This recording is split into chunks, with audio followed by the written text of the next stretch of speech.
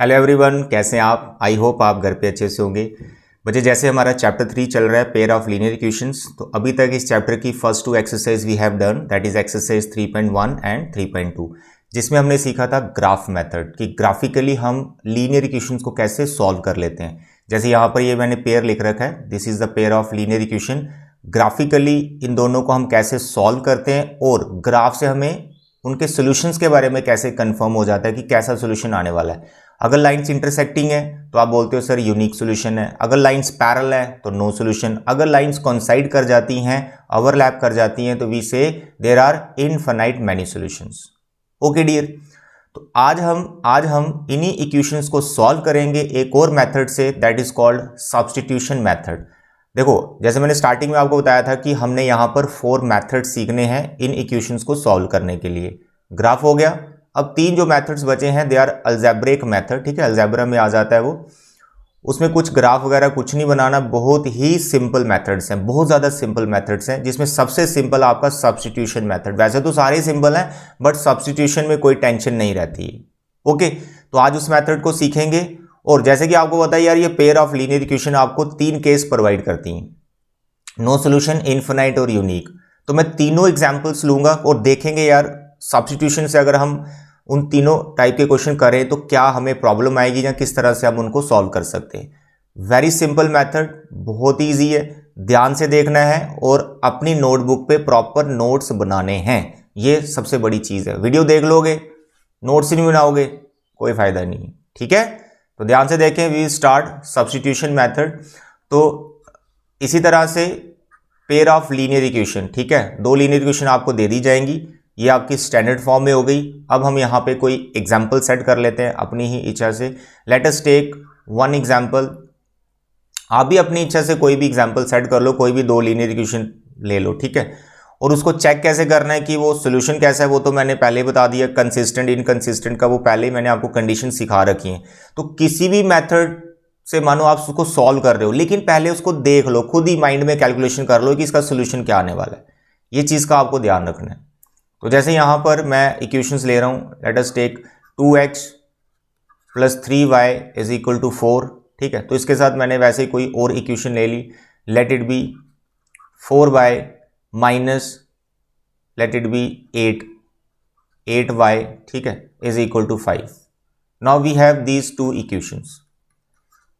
मैं इनको सॉल्व करने वाला हूं, अभी सॉल्व करने वाला हूं सब्स्टिट्यूशन मेथड से। लेकिन मेरा पहली ड्यूटी है, मेरा पहला काम है यार, मैं देख लूं इनके सॉल्यूशंस क्या आएंगे, यूनिक आएंगे, इनफिनाइट आएंगे या नो आएंगे। वो within seconds you can check. X के कोफिशिएंट को डिवाइड करो 2/4, एक रेशो बैठ रहा है 2/4, कार्डवर्ड क्या आएगा 1/2। फिर आप यहाँ पे y के कोफिशिएंट को डिवाइड करो आपस में, तो इट इज -3/8 बैठेगा। तो इन दोनों का रेशो सेम नहीं आ रहा है। अगर तो पूछा है एग्जाम में तो आपको चेक करना है, पूछा नहीं तो माइंड में खुद ही कैलकुलेट कर लो। हो गया कैलकुलेट तो भाई यूनिक सॉल्यूशन निकलने वाला इसका। ठीक है, तो ऐसे ही हर एक पेयर को चेक करना होता है, पहले ही कर लिया करो। चलिए अब आगे बढ़ेंगे। तो what is the substitution method. तो सब्स्टिट्यूशन मेथड में हम क्या करते हैं, out of these two equations you have to take any one. कोई एक इक्वेशन उठाओ और वहां से x या y की वैल्यू निकाल लो। देखें कैसे। मानो मैं फर्स्ट इक्वेशन से लेता हूं, आप कोई भी ले सकते हो। From 1 I am taking this equation और यहां से x या y फाइंड कर लो। जैसे हम ग्राफ मेथड में बॉक्स बनाने के लिए x और y फाइंड करते थे ना, वैसे ही आपको कर लेना है, x या y फाइंड कर लो।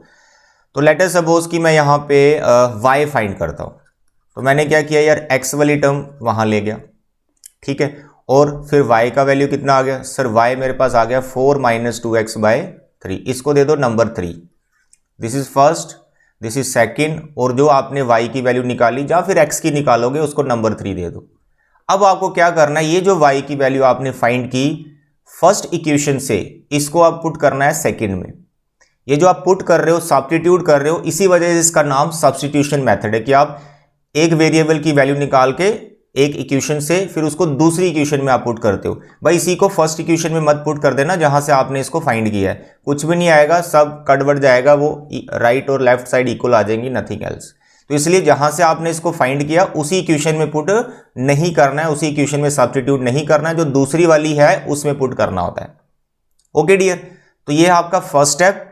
सेकेंड स्टेप, अब इसको मैं यहां पे सेकेंड में पुट कर रहा हूं, तो you can write substitute equation 3 in second.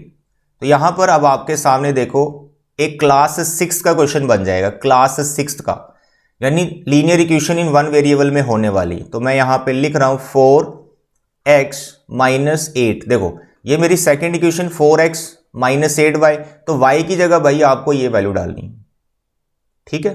तो यहां पर देखें 8y था, अब y की जगह हम लिख रहे हैं 4 minus 2x divide by 3 is equal to what, is equal to 5। अब इसको ध्यान से देखो, ध्यान से देखो, क्या है ये, linear equation in one variable. तो इसको सॉल्व करना कौन सी बड़ी बात है, 6th 7th 8th में ये सब आप सॉल्व करते आए हो। तो इसमें एक दो चीज का आपको ध्यान रखना है, ये जो जिसमें आपने पुट किया ना, इस टर्म को एक साइड रखो, जहां लेफ्ट या राइट, क्योंकि यहां थोड़ा एलसीएम लेने से आप बच जाओगे, नहीं तो ये वाली टर्म के साथ ना 3 का एलसीएम लेना पड़ेगा आपको। उससे अगर बचना है तो आप इस टर्म को सिंगल कर दो, सिंगल बोले तो एक साइड ले जाओ। ये बहुत बड़ी चीज बता रहा हूं मैं, क्योंकि एलसीएम लेने में बच्चा फंसता है, एलसीएम लेता है कहीं ना कहीं उससे मिस्टेक हो जाती है, प्लस की माइनस की गड़बड़ हो जाता है। तो भाई यहां पे जो आपने पुट किया है इसको एक साइड रखो, लेफ्ट या राइट। एलसीएम से बचोगे, हाँ क्रॉस मल्टीप्लिकेशन करना पड़ेगा, वो एलसीएम से ज़्यादा इजी होता है, वो आप उसमें कंफर्टेबल रहेंगे। तो देखें कैसे, क्योंकि ये वाली टर्म माइनस की है तो मैं इसको दूसरी साइड लेके जा रहा हूं, तो ये प्लस की हो जाएगी, और वहां से जो 5 था उसको यहां ले आओ, इस तरह से पहले तो ये कर लो। आता है समझ, ठीक है बेटा। अब क्या करो, ये जो डिवाइड में देखो 3 है, ये क्रॉस कर दो यहां पर, ये इजी रहता है, नहीं तो आपको एलसीएम लेना पड़ेगा, फिर बाद में 3 उधर ट्रांसफर करना पड़ना था, वो थोड़ा सा लेंथी हो जाता है। तो आपने ट्रांसफर कर दिया, 3 को क्रॉस कर दिया यहां पर, तो 3 को जब आपने लेफ्ट साइड मल्टीप्लाई किया तो इट इज 12, 5 3 जा सर इट इज 15, और 8 को अंदर फैक्टर्स के साथ मल्टीप्लाई कर दो, sir it is 32 minus 16x। हो गया ना सिंपल, ना आपको एलसीएम लेने की जरूरत पड़ी ना कुछ, सीधा क्रॉस मल्टीप्लिकेशन से आ गया। अब x वाली टर्म एक तरफ रखो, क्लास 6 का क्वेश्चन आ गया, ये x वाली टर्म इधर आ गई, कांस्टेंट टर्म आप ले जाओ राइट हैंड साइड, कर रहे हैं अब इसको सिंप्लीफाई, सर ये बन गया हमारा 28। ओके, इनको प्लस कर लो, सर ये 7 47, तो what is x, x is 47 by 28। तो इस तरह से आपने x की वैल्यू फाइंड कर ली है, अब हमें y फाइंड करना है। ये बहुत सिंपल है, बहुत सिंपल है बेटा, आराम से इसको देख लो। पहले स्टेप में से आपने x या y फाइंड करना है, दूसरी क्वेश्चन में पुट करना है, वहां से आप ये देखें, वहां से आप ये देखें कि कैसे कैलकुलेशन इजी करोगे। तो मैंने बोला यार जिसमें पुट किया उसको एक साइड रखना है, फिर आपका ये क्वेश्चन बड़ा आसानी से कैलकुलेशन ले लेगा इसकी, ठीक है। अब ये x को कहाँ पुट करना है, ये जो थर्ड इक्वेशन दिख रही है ना आपको, थर्ड इक्वेशन यहाँ पुट करना है। अब यहाँ पर भी जब आप x की जगह ये वैल्यू डालोगे तो एक चीज का ध्यान रखना, ये डिवाइड में जो 3 दिख रहा है ना आपको, इसको पहले ही y के साथ क्रॉस कर देना है, ठीक है। तो कैलकुलेशन थोड़ी और ईजी हो जाएगी, फ्रैक्शन से थोड़ा आप बच जाएंगे। तो देखिए यहां पर अब हम क्या लिखेंगे, put this x in third, तो हमारे पास आ जाएगा y minus y is equal to 4 minus 2, यहां पे x का वैल्यू आएगा और डिवाइड में क्या है 3, तो यहां पे हम x का वैल्यू लिखेंगे 47 बाय 28, 47 बाय 28। तो भाई ये 3 आप सबसे पहले आप लेफ्ट साइड में क्रॉस कर दो, इट इज 3y, तो यहां पर कैलकुलेशन कर लो, सर ये तो 28 इससे कैंसिल हो रहा है, सर 14 आ गया, तो इट इज 47 डिवाइड बाय 14, ठीक है। अगर आप ये 3 डिवाइड में रखते ना तो कोई टेंशन नहीं, तब भी हो जाता, बट कहीं ना कहीं आपको ये इरिटेट करेगा, इसको रेसिप्रोकल यहां डालना पड़ेगा, तो 3 को फटाक से उधर ले जाओ, कोई दिक्कत नहीं है। अब देखो इसका एलसीएम आ गया 14, 14 4 जा sir it is 56 minus 47, 3y, sir इसको माइनस किया तो ये मेरे पास आ गया 16 में से 7, सर ये आ गया 9 डिवाइड बाय 14, क्या 3 9 से कैंसिल होता है, सर होता है, तो कर दो कैंसिल, यहाँ 3 बचा, यहाँ आ गया 14। मैंने कोई एग्जांपल ली थी रैंडमली जिसमें बड़े बड़े मेरे सॉल्यूशंस आ रहे हैं, लेकिन आपकी एनसीईआरटी में बहुत ही सिंपल है, ठीक है। तो x आ गया 47 बाई 28 और y आ गया 3 बाय 14, दैट्स ऑल। तो इस तरह से you can find x and y। कुछ चीज़ें हैं इसमें वो ध्यान रखना है, यहाँ पर जो मैंने आपको बताया ये वाला टर्म, ठीक है, सिंगल करना है, x का वैल्यू जब आप यहाँ पुट कर रहे हो, इसके नीचे अगर कोई नंबर है उसको पहले ही क्रॉस कर दो तो कैलकुलेशन ईजी हो जाएगी। तो ये था एक क्वेश्चन जिसमें यूनिक सोल्यूशन हमारे पास आता है, x और y की एक एक वैल्यू आ गई। अब हमको क्या करना है, एक ऐसा इक्वेशन लेते हैं, ऐसा पेयर लेते हैं जिसमें नो सोल्यूशन हो। देखो वो हमें पहले ही पता है नो सोल्यूशन कब होता है, तो हम वैसे ही कोई एग्जांपल सेट करते हैं। देखो question number 2, I am taking this equation, simple लेंगे अभी, 2x - 3y is equal to let it be 5। ठीक है, अब कैसे हम कोई पेयर बना सकते हैं जो नो सोल्यूशन प्रोवाइड करता है, यानी पैरेलल लाइंस होती हैं। तो यहाँ पर आप x और y वाली टर्म के साथ कोई भी नॉन जीरो नंबर मल्टीप्लाई कर दो। मैं इसके साथ 2 ही मल्टीप्लाई कर देता हूँ, तो यहाँ पर मेरे पास 4 आ गया, इसके साथ 2 कर दिया, सर यहाँ पे 6 आ गया। 5 के साथ वो 2 मल्टीप्लाई नहीं करना, यहाँ पे कोई और नंबर लिख दो, let it be 6। Okay dear, मुझे पता है ये सोल्यूशन क्या देने वाली है, नो सोल्यूशन, इसका कोई सोल्यूशन नहीं आएगा। लेकिन इसको सॉल्व करके देखते हैं आखिर होता क्या है, आखिर होगा क्या कि अगर हम इसको सॉल्व करेंगे क्या घटना घटित होगी। तो दिस इज योर पेयर, जो भी हमारे पास स्टेप्स हैं उसको फॉलो कर रहे हैं, सब्स्टिट्यूशन मेथड कर रहे हैं।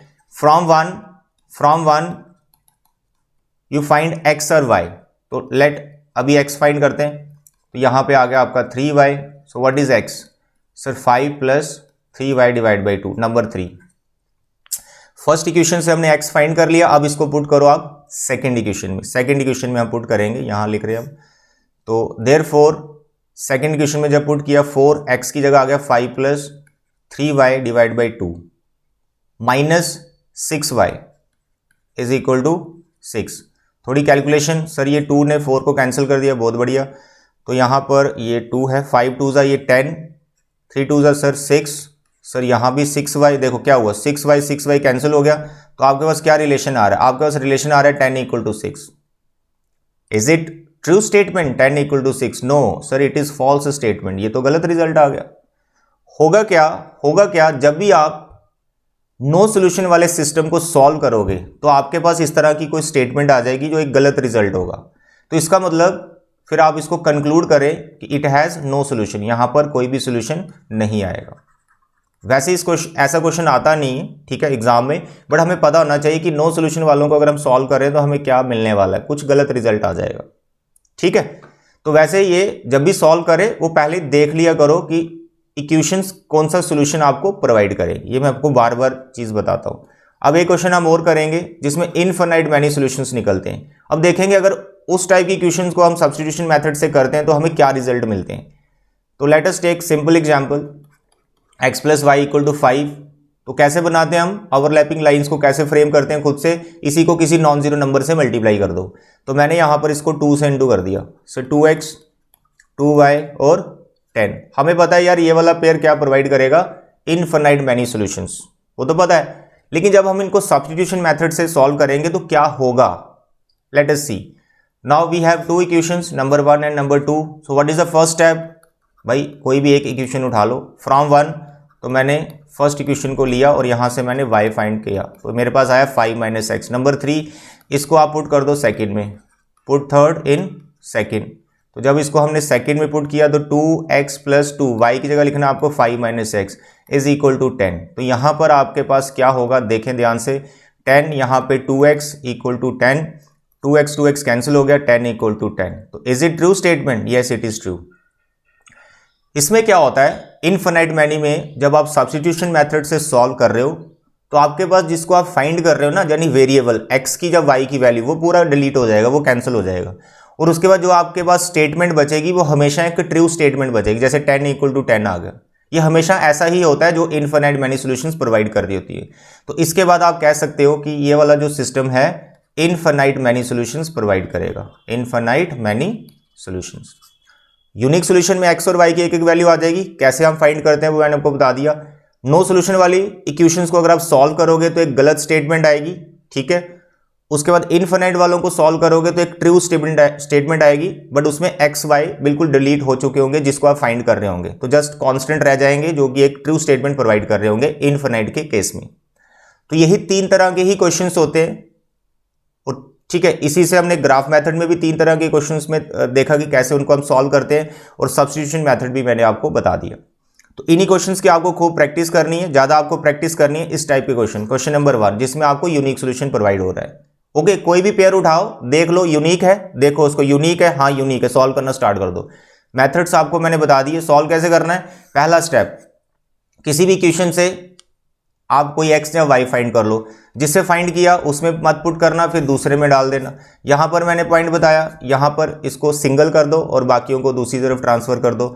वहां से एक्स आएगा, जो एक्स आएगा वो डालो आप, वाई जैसे हमने फाइंड कर रखा है यहां डालो और सिंप्लीफाई करो, you will get the another variable. Okay dear, बहुत सिंपल मेथड है, इसकी थोड़ी प्रैक्टिस करो आप, और इसमें एक्सरसाइज पे बेस्ड जो क्वेश्चंस हैं नेक्स्ट लेक्चर में मैं आपको वो करवाऊंगा। तो अभी इस मेथड में सिर्फ हमने सब्स्टिट्यूशन मेथड को सीख लिया है अच्छे से कि वो क्या होता है। थैंक यू बच्चे एंड गॉड ब्लेस यू।